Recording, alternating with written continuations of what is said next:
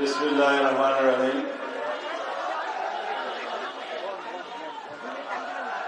বাংলাদেশ জাতীয়তাবাদী মুক্তিযোদ্ধা দলের এবং মুক্তিযুদ্ধের প্রজন্ম দলের আয়োজিত আজকের এই সমাবেশে সম্মানিত সভাপতি,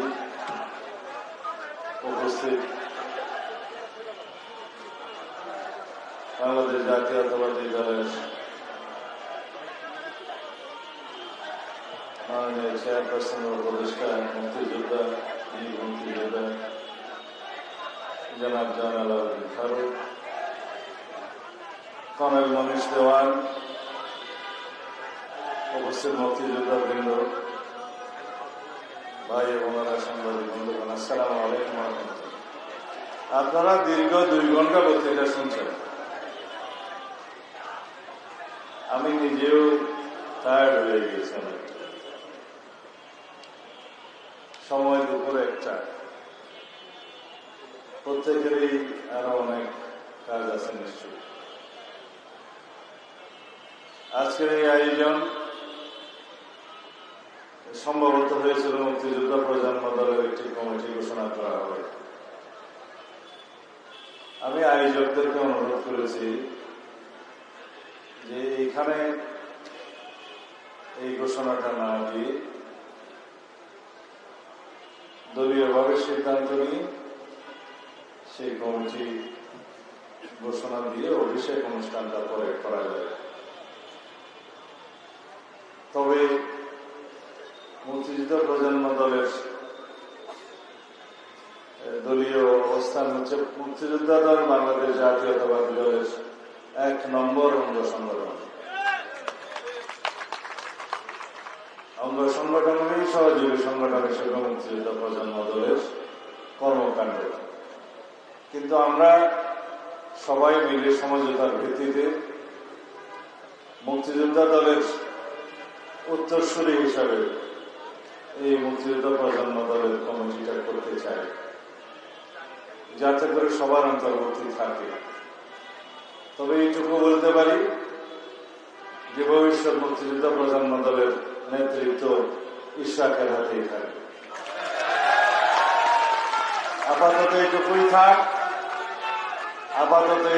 থাক। তবে সেটার আনুষ্ঠানিকতার জন্য স্লোগান বন্ধ, প্লিজ প্লিজ প্লিজ। সবকিছু নিয়ম মাফিক, সাংগঠনিক রীতি অনুযায়ী সকলকে নিয়ে সমঝোতার ভিত্তিতে যারা বর্তমানে মুক্তিযোদ্ধা প্রজন্ম দলের নেতৃত্ব দিচ্ছে, কমিটি আছে, সবাইকে নিয়ে একসাথে করে করতে হবে। আমরা দলের মধ্যে বিভক্তি চাই না, দেশের মধ্যে বিভক্তি চাই না, জাতির মধ্যে বিভক্তি চাই না। সেটার চর্চা অবশ্যই নিজেদের সংগঠন থেকেই শুরু করতে হবে। বাংলাদেশের স্বাধীনতা যুদ্ধে 8ম 8 বেঙ্গল রেজিমেন্টের তৎকালীন মেজর জিয়ার 8ম বর্ণের মধ্য দিয়ে শুরু হয়েছে উই রিভল্ট, বর্ণ 8টি, 8ম 8 বেঙ্গল রেজিমেন্ট। 25শে মার্চ 1971 রাত্রে 12টার পরে 26শে মার্চের প্রথম বহরে, যেহেতু সেই ঘোষণা, সেই জন্যই বাংলাদেশের স্বাধীনতা দিবস 26শে মার্চ। 27শে মার্চে আবার ঘোষণা হয়েছে, মেজর জিয়ার কণ্ঠেই হয়েছে। 28শে মার্চে হয়েছে, পরে আরো হয়েছে, এবং আন্তর্জাতিকভাবে সেটা স্বীকৃত হয়েছে। প্রেসিডেন্ট জিয়া যখন ভারতে সফরে যান রাষ্ট্রপতি হিসাবে, তৎকালীন ভারতের রাষ্ট্রপতি সম্ভবত রেড্ডি, তিনি বলেছিলেন, I am glad to receive the person who first declared the independence of Bangladesh. সারা পৃথিবী জানে সারা বাংলাদেশের মানুষ জানে। কিন্তু মিথ্যা একটি টেলিগ্রাফিক মেসেজের বরাত দিয়ে শেখ মুজিবুর রহমানের কন্যা সেই টেলিগ্রাফিক মেসেজের বয়ান সংবিধানের তফসিলে ধারণ করার মধ্য দিয়ে বাংলাদেশে তাদের মিথ্যার রাজনীতির ভিত্তি স্থাপন করতে চেয়েছিল, সেটা গ্রুপে টিকে না। বাংলাদেশে আওয়ামী রাজনীতির চর্চাই ছিল মিথ্যার উপর ভিত্তি করে গণতন্ত্রহীনতার রাজনীতি। বাংলাদেশে আওয়ামী রাজনীতির ইতিহাস গণতন্ত্র হত্যার ইতিহাস, ফ্যাসিবাদ কায়েমের ইতিহাস, একদলীয় শাসন ব্যবস্থা, একদলীয় রাষ্ট্র ব্যবস্থা কায়েমের ইতিহাস, নতুন কিছু নয়। আমরা 2024-এর জুলাই আগস্টের ছাত্র গণ অভ্যুত্থানের মধ্য দিয়ে আওয়ামী বাকশালী ফ্যাসিস্ট শক্তিকে বিতাড়ন করতে পেরেছি, এটা সত্য। কিন্তু আওয়ামী ফ্যাসিবাদী শক্তির, মাফিয়া শক্তির মূল উৎপাটন এখনো পর্যন্ত বাকি আছে।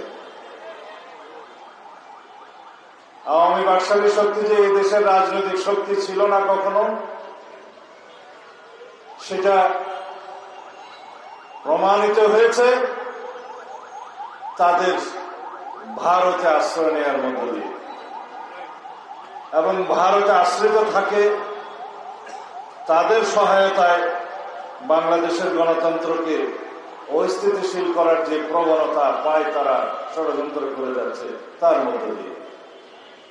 এদেশের রাজনৈতিক দল ছিল না আওয়ামী লীগ, কখনো আওয়ামী লীগ কখনো গণতান্ত্রিক দলও ছিল না। একটি মাফিয়া ফ্যাসিস্ট শক্তি ছিল গণতন্ত্রের মুখোশে আলকেল্লা করে। সাংবিধানিকভাবে শেখ মুজিবুর রহমান সংসদে দাঁড়িয়ে চতুর্থ সংশোধনের পরে নিজেকে রাষ্ট্রপতি ঘোষণা করলেন, ওখানেই শপথ নিলেন। তৎকালীন রাষ্ট্রপতিকে, তৎকালীন মোহাম্মদুল্লাহ সম্ভবত তাকে রিজাইন করতে বললেন। বলা হলো তোমাকেও দেখা হবে, পরে একটা স্টেট মিনিস্টার ভূমিকা বানিয়েছিল। এটা রাজনীতি আওয়ামী লীগের বাংলাদেশের ইতিহাসের বিপরীত। সেই বাকশালী সংশোধনীতেও লেখা ছিল যে রাষ্ট্রপতি ভোটের মাধ্যমে নির্বাচিত হবে, কিন্তু সেই আইন 13 মিনিটে গৃহীত হওয়ার পর ভোট ছাড়াই তিনি নিজে শপথ নিয়ে নিলেন রাষ্ট্রপতি হিসাবে। তারা সবসময় সংবিধান লঙ্ঘনের মহাযজ্ঞ করেছেন, সংসদে দাঁড়িয়েই করেছেন। চতুর্থ সংশোধনে আপনারা পড়ে দেখুন, সেখানে এই আইনের বিধান মোতাবেক জনগণের ভোটের মাধ্যমে রাষ্ট্রপতি নির্বাচিত হইবে। তো তিনি যে শপথ নিলেন তাৎক্ষণিকভাবে ওখানে ভোট হয়েছিল। এই হচ্ছে আওয়ামী রাজনীতি। যাই হোক, তাদের বিশুদ্ধার করার আমার সময় নষ্ট করার কোন ইচ্ছা নেই, কারণ বাংলাদেশে আওয়ামী রাজনীতির অবসান হয়েছে। শেখ হাসিনা এবং আওয়ামী বাকশালীদের পতন এবং মৃত্যু হয়েছে ঢাকায়। আমি বলি সেটা দাফন হয়েছে দিল্লিতে। সুতরাং তাদেরকে নিয়ে আমরা চর্চা করতে চাই না রাজনীতিতে। তবে আমাদেরকে ভালো রাজনৈতিক চর্চা করতে হবে, ভালো গণতান্ত্রিক রাজনৈতিক সংস্কৃতির প্রতিষ্ঠা এবং চর্চার মধ্য দিয়ে আওয়ামী বাকশালীদের অপরাজনীতির সংস্কৃতিকে বিলুপ্ত করতে হবে। আওয়ামী রাজনীতির চিরতরে কবর রচনা করতে হবে। আমরা যদি জাতীয় রাজনীতিতে ভুল করি, আমরা যদি গণতান্ত্রিক চর্চায় অভ্যস্ত না হই, এদেশে যদি ভালো আদর্শিক রাজনীতির স্থাপনা না করি, যদি গণতান্ত্রিক রাজনৈতিক সংস্কৃতির চর্চা না করি, তাহলে অবশ্যই একদিন এই পতিত ফ্যাসিবাদীরা প্রত্যাবর্তন করতে পারে। সেটা আমাদের মাথায় রাখতে হবে।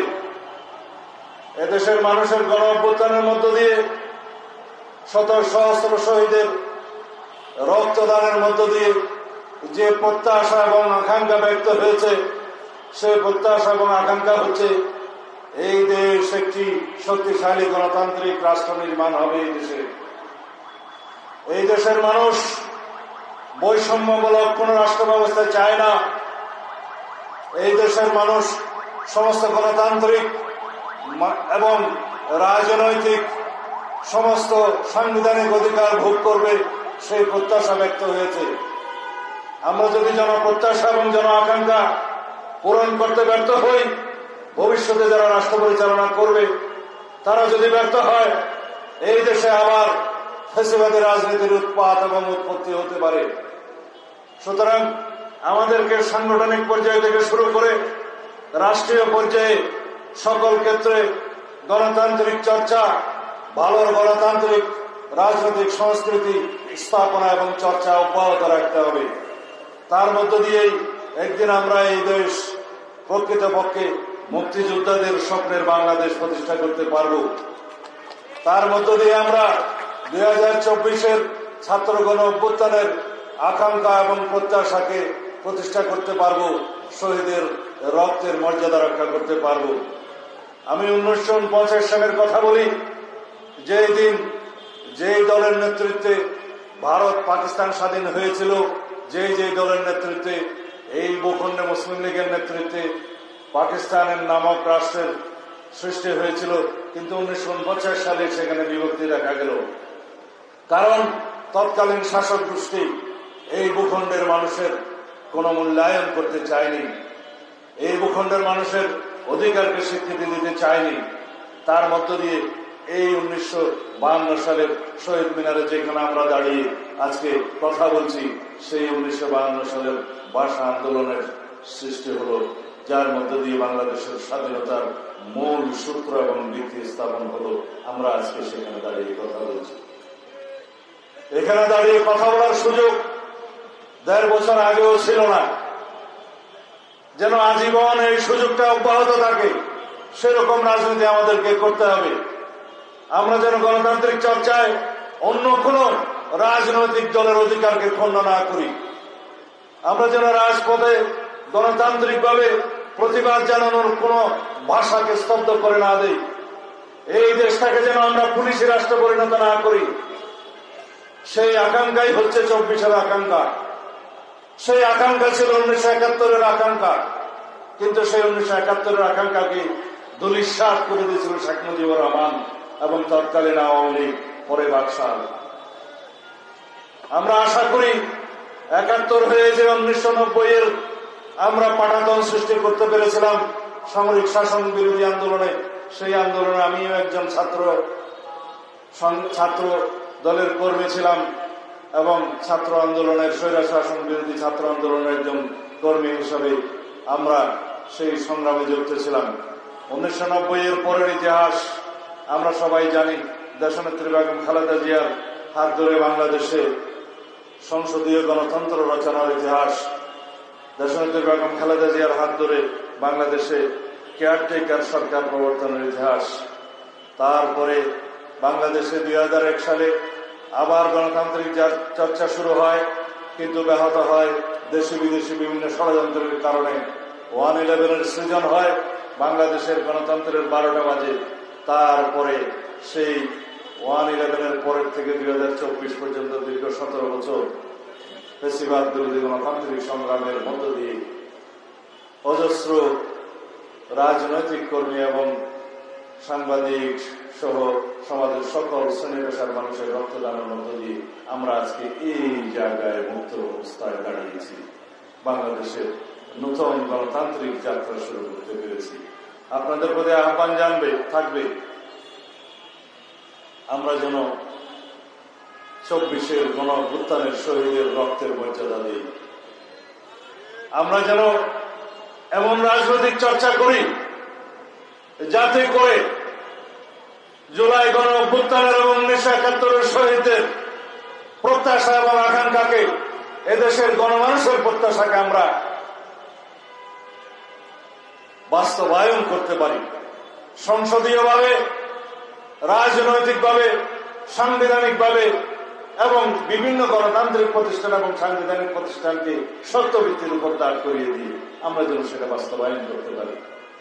বাংলাদেশে সম্প্রতি দুইটা ইতিহাস রচনা হয়েছে। অবশ্যই এটা অবশ্যম্ভাবী ছিল। গত 17 তারিখ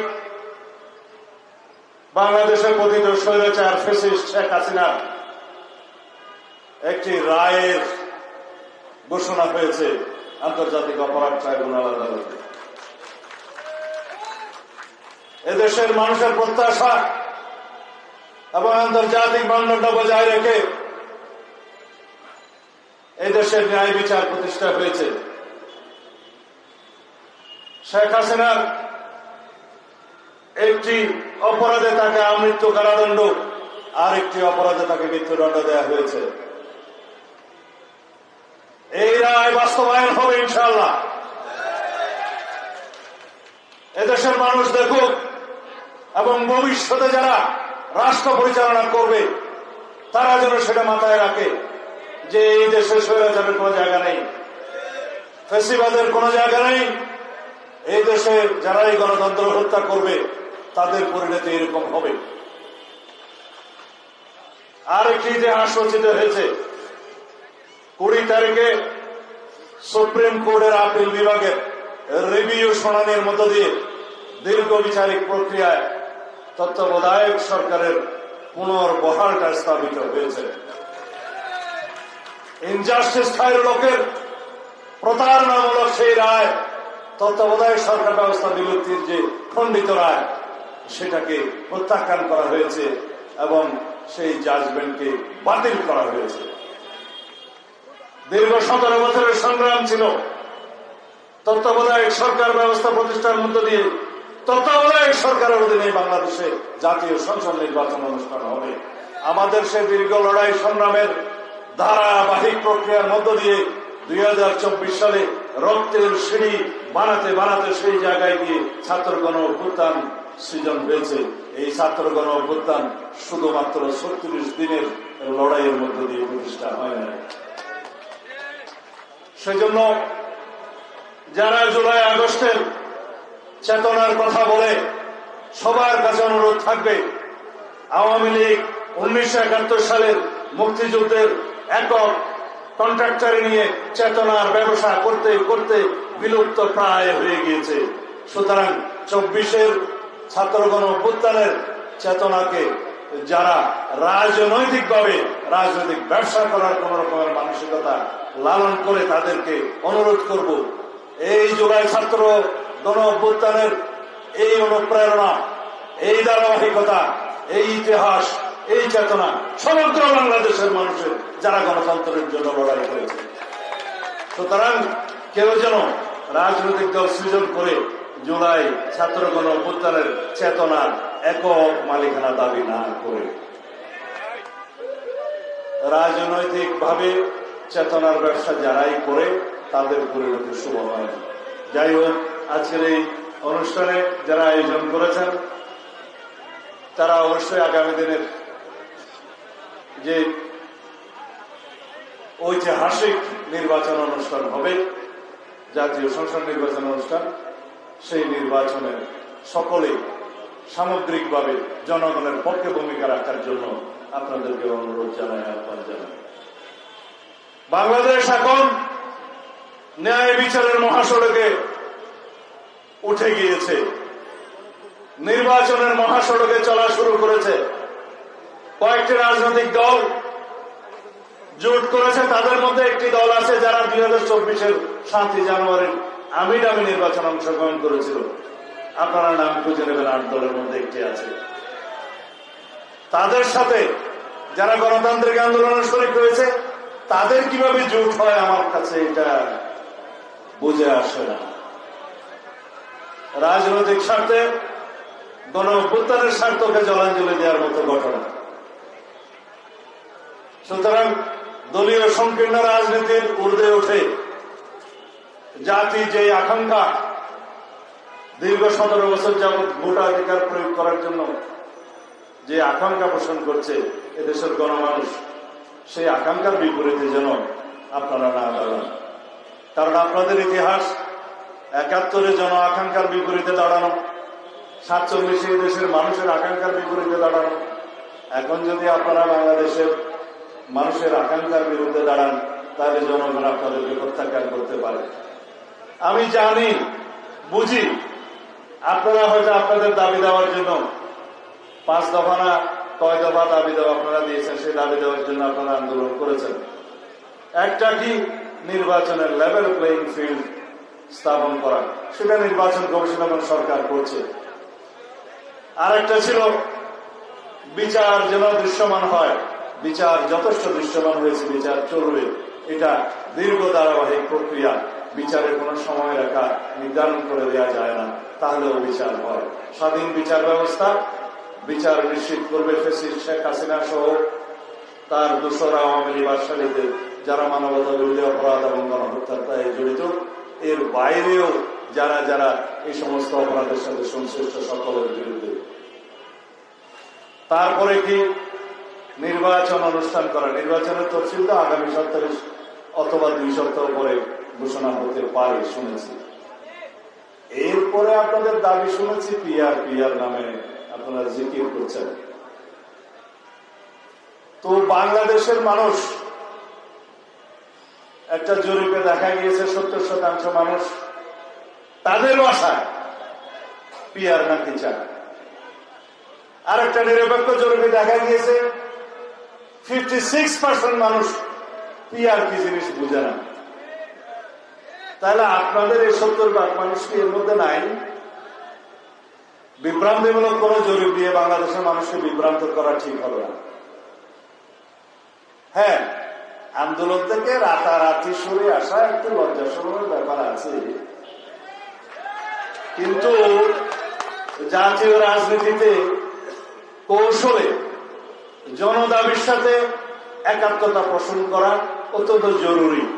সেটা আমি জামাত ইসলামের ভাইদেরকে অনুরোধ জানাবো, জনদাবির সাথে একাত্মতা পোষণ করে নির্বাচনের মাঠে দাঁড়ান। আপনারা যখন আন্দোলনের ঘোষণা দিয়ে যমুনার সামনে অবস্থান দেওয়ার ঘোষণা দিয়ে যমুনা থেকে সরে এসে এখন গঙ্গার কিনারে দাঁড়িয়েছেন, আশা করি আপনারা ভবিষ্যতে জনগণের ময়দানে, নির্বাচনের ময়দানে অতি শীঘ্র আপনারা অবতরণ হবেন এবং যে সমস্ত দাবি দেওয়া আপনাদের ছিল তার পক্ষে যদি জনগণ মতামত দেয়, সেই হিসাবে আপনারা ব্যবস্থা নিতে পারবেন। আশা করি আগামী জাতীয় সংসদ নির্বাচনে বাংলাদেশের মানুষ গণতন্ত্রের পক্ষে ভোট দিবে। আর বাংলাদেশ জাতীয়তাবাদী দল বিএনপির অপর নাম হচ্ছে গণতন্ত্র। বাংলাদেশ জাতীয়তাবাদী দল বিএনপির অপর নাম হচ্ছে শহীদ জিয়ার রাষ্ট্রপতির সৃষ্টি করা বহুদলীয় গণতন্ত্র। বাংলাদেশ নামক এই রাষ্ট্রটি যে সূচনা শহীদ রাষ্ট্রপতি জিয়াউর রহমানের কণ্ঠস্বরের মধ্যে দিয়ে হয়েছে, ইনশাআল্লাহ তার উত্তরসূরি, সুযোগ্য উত্তরসূরি দেশনেত্রী বেগম খালেদা জিয়ার সুযোগ্য উত্তরসূরি, বাংলাদেশের এই গণতান্ত্রিক আন্দোলনের সর্বোচ্চ নেতৃত্ব, ফেসিবাদ বিরোধী গণতান্ত্রিক আন্দোলনের চূড়ান্ত পর্যায়ে যার সিদ্ধান্তে এই দেশ ফেসিবাদ মুক্ত হয়েছে, জনাব তারেক রহমানের হাত ধরে এই দেশ উন্নতির, প্রগতির, উন্নয়নের চরম শিখরে ইনশাআল্লাহ উন্নীত হবে। আমরা সেই দিন দেখার অপেক্ষায়। খোদা হাফেজ। বাংলাদেশ জিন্দাবাদ। বাংলাদেশ জাতীয়তাবাদী দল জিন্দাবাদ। বাংলাদেশ জাতীয়তাবাদী মুক্তিযোদ্ধা দল জিন্দাবাদ।